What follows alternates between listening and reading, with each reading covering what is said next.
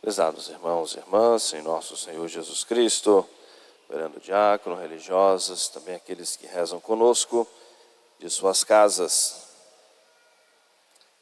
A liturgia desse domingo traz um pensamento para nós muito importante e que direciona ou deve direcionar toda a nossa vida. E é tão importante esse pensamento, esse ensinamento da liturgia de hoje, no versículo do Salmo 121, que aparece em dois momentos. No introito, que é a oração, canto de entrada da Santa Missa, e logo após a primeira leitura, no gradual. E é o Salmo 121, versículo 1, que nos diz: eu me alegrei por aquilo que me foi dito, iremos para a casa do Senhor. No introito e novamente no gradual. Me alegrei naquilo que me foi dito, iremos à casa do Senhor. Versículo 1 do Salmo 121. E nós podemos ter a certeza que, inspirado pelo Espírito Santo, a liturgia quer despertar a nossa atenção para o sentido da nossa vida. A razão de nós estarmos aqui e como nós trazemos e ensinamos, catequizamos as nossas crianças. Fomos criados para conhecer, amar e servir a Deus neste mundo e para depois ser feliz para sempre no céu. E nós começamos a dizer isso às crianças, que a razão de ser de nós estarmos aqui é para nós irmos ao céu. E isso deve ser a grande motivação, a razão da nossa alegria. Iremos à casa do Senhor, conhecendo, amando, servindo ao Senhor aqui na terra. Movidos, conduzidos pela graça de Deus, amparados, levantados muitas vezes pela graça de Deus, perdoados os nossos pecados. Mas iremos à casa do Senhor, se assim formos fiéis, perseverantes até o fim. Essa é a razão de ser principal da nossa alegria. E tudo isso movidos, motivados pelo amor de Deus, como ouvimos no último domingo. Amar a Deus e por amor a Deus, amarmos o nosso próximo, mas amarmos a Deus acima de todas as coisas. Iremos à casa do Senhor. Avançando um pouquinho mais a nossa reflexão, o quanto é importante nós termos uma grande confiança na graça de Deus.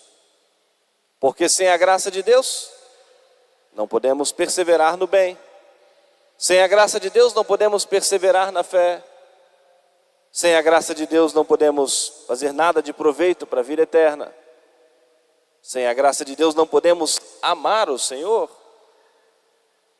O apóstolo São Paulo diz que nós precisamos da ação do Espírito Santo na nossa vida, para nós pronunciarmos o nome do Senhor de maneira proveitosa para a vida eterna. Assim nos disse o Senhor: sem mim nada podeis fazer. E a liturgia mostra hoje de modo muito claro isso para nós. A oração da coleta, a igreja faz uma oração, uma súplica: governai, Senhor, com a vossa graça os nossos corações, porque sem vós não vos podemos agradar. Tudo aquilo que nós aprendemos no catecismo, a razão pela qual nós estamos aqui, conhecer, amar e servir a Deus, para depois sermos felizes no céu, é preciso a graça de Deus.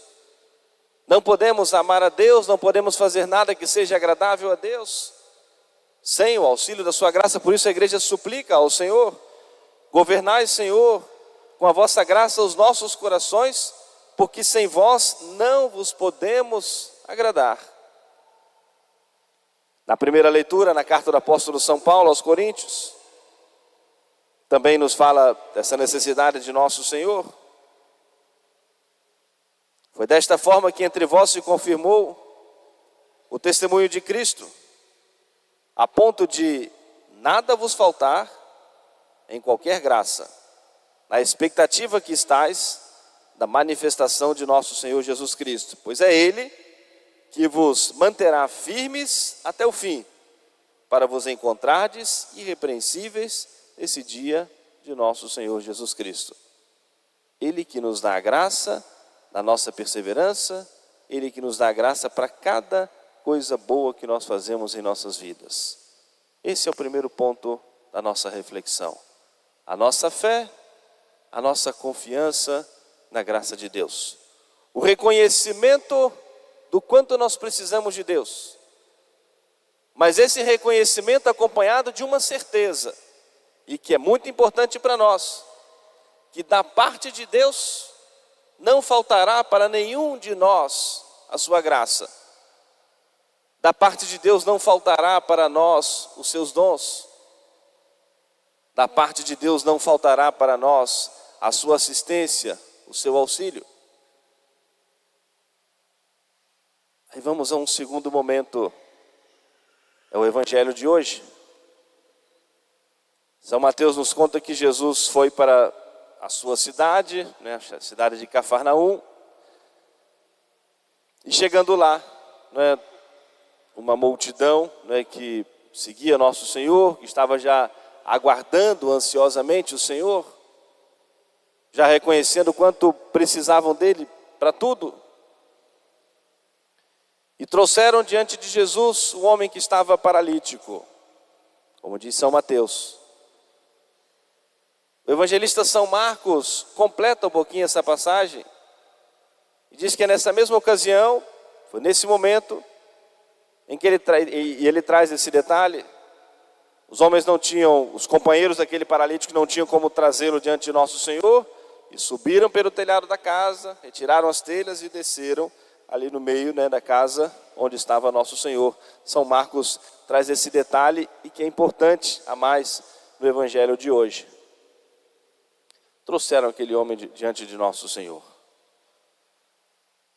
E São Mateus diz que Jesus, vendo a fé deles, daquele que estava sendo carregado, permitindo ser carregado, e daqueles que estavam também no entorno, carregando aquele homem. Foi um desafio, um risco, subir pelo telhado, aquele homem paralisado numa maca. Mas que os amigos se propuseram a isso. E o próprio enfermo, o próprio doente também se dispôs a isso. A esse sacrifício. Mas para celebrar o encontro com o nosso Senhor, qual sacrifício é grande demais? Para estar com o nosso Senhor, o que pode superar isso, valer mais a pena? Então valia a pena tudo aquilo, todo aquele esforço, aquele sacrifício, valia a pena todo aquele risco, mas para estar com Jesus. E a resposta veio clara no Evangelho. E todos os acontecimentos do Evangelho, palavras, gestos, ensinamentos, milagres de nosso Senhor, não é só para descrever para nós as coisas bonitas que Jesus fez. Traz sempre um sentido espiritual para nós fazermos a aplicação à nossa vida e para nós como que atualizarmos esse Evangelho e colocarmos dentro da nossa história.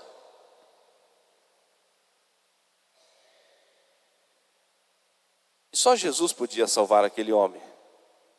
Só Jesus podia dar a cura, todas que ele precisava.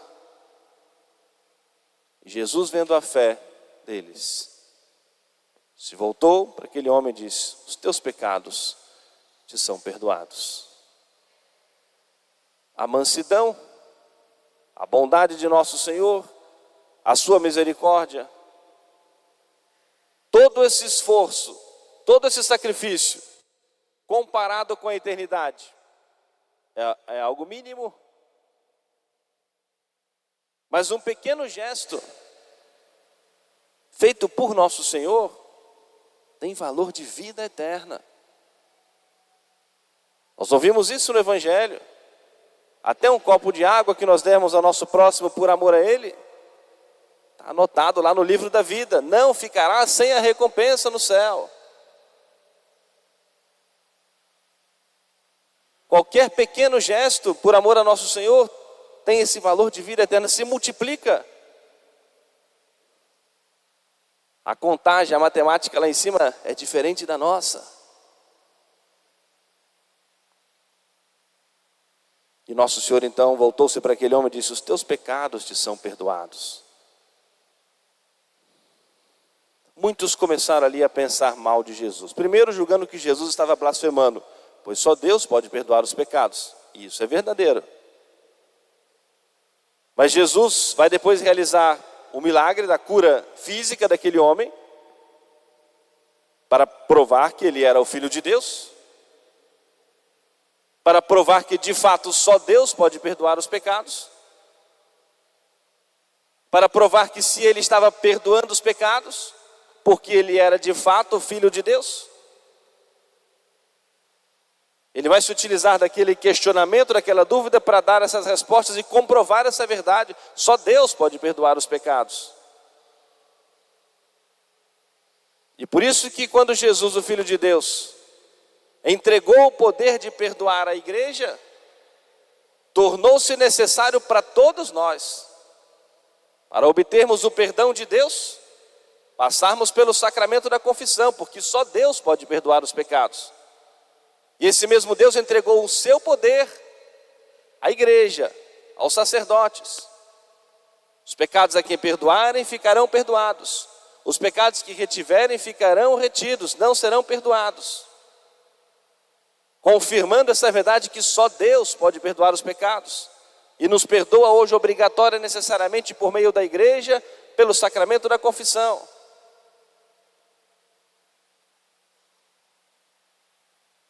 E Jesus deu àquele homem aquilo que era o mais importante: a cura do seu coração, a cura da sua alma, o perdão dos seus pecados.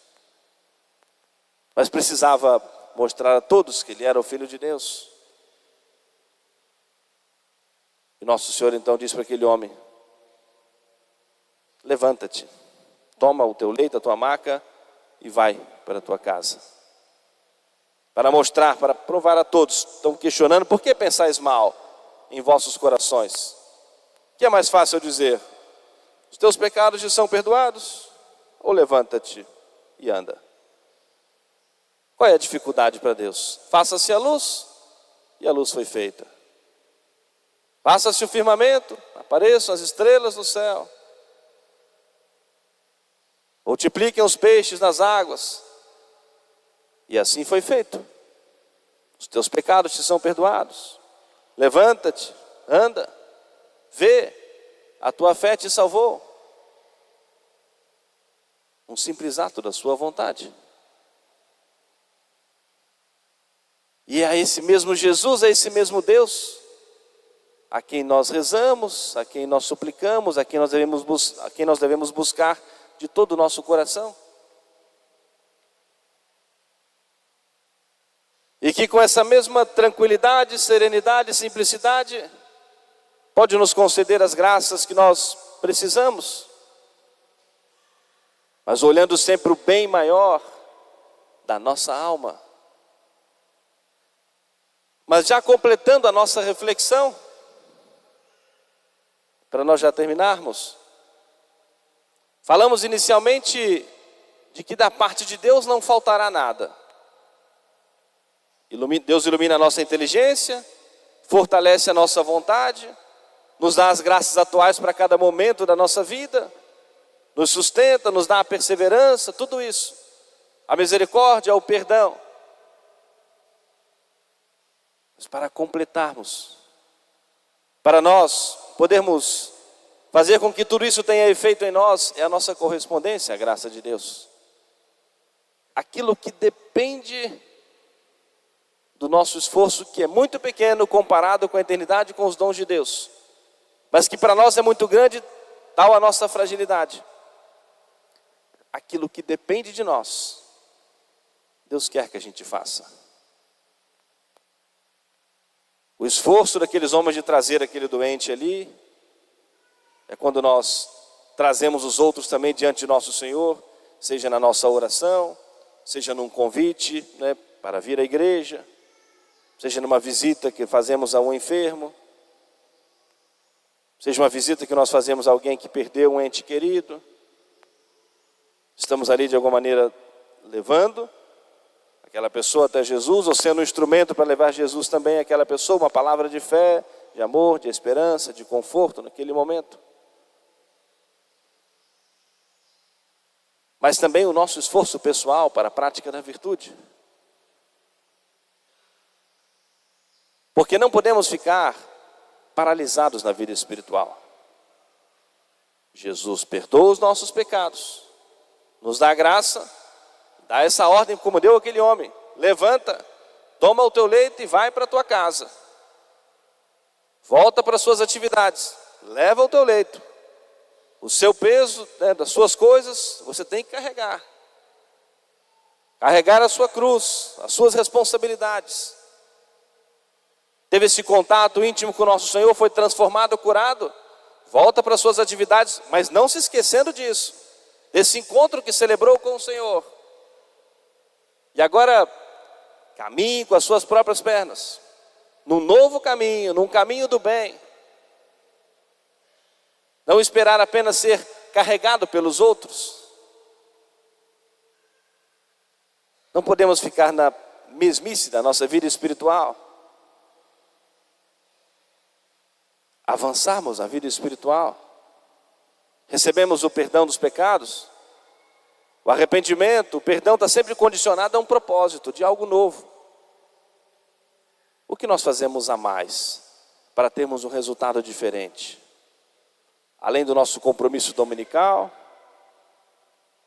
quantas vezes nós buscamos talvez uma Santa Missa durante a semana, uma leitura espiritual? Nós já estamos no 4º domingo desse mês de setembro. Falamos lá no 1º domingo, foi dia 1º de setembro. Que era o mês da Bíblia. Quantas vezes nós fizemos alguma leitura bíblica no decorrer desse mês? Hoje já é o dia 22. A igreja nos instruiu, nos lembrou isso. Avançarmos na vida espiritual, sairmos da mesmice, não ficarmos paralisados. E assim, inúmeras outras práticas de piedade, práticas religiosas. A missão da igreja é sempre, de certa maneira, nos fazer examinar a consciência, tocar a nossa consciência para nos dispor a um bom propósito. Para o nosso crescimento na vida espiritual. Com essa certeza de que da parte de Deus não faltará, mas é preciso a nossa resposta, a nossa correspondência. O nosso passo generoso ao Senhor. O nosso caminhar com mais confiança, mas buscar sempre progredir na vida espiritual. E não deixar só para conta dos outros, não, alguém reza por mim. Minha mãe reza, minha avó reza, a esposa reza, o esposo reza, meu pai reza por mim. Não, faça a sua parte. É importante tudo isso, toda essa ajuda que nós recebemos e nós nos dispormos a ajudar o nosso próximo. O quanto isso é importante. Mas é preciso a nossa resposta pessoal. Confiantes na graça de Deus. Supliquemos a intercessão da Virgem Maria, que é sempre o modelo para nós de todas as virtudes. Vamos celebrar agora, dia 24, Nossa Senhora das Mercês. Nossa Senhora que nos ensina, nos convida a nós nos libertarmos, seja do poder do demônio, do pecado, nos libertarmos, seja de uma preguiça espiritual, um acomodamento na nossa vida espiritual, para nós avançarmos, crescermos e guardarmos esse pensamento que é insistente na liturgia de hoje. A grande motivação e razão de ser da nossa alegria, movidos pelo amor de Deus. Eu me alegrei por aquilo que me foi dito. Iremos à casa do Senhor. Amém. Louvado seja nosso Senhor Jesus Cristo. Para sempre seja louvado. Fiquemos todos de pé, juntos cantemos a nossa profissão de fé.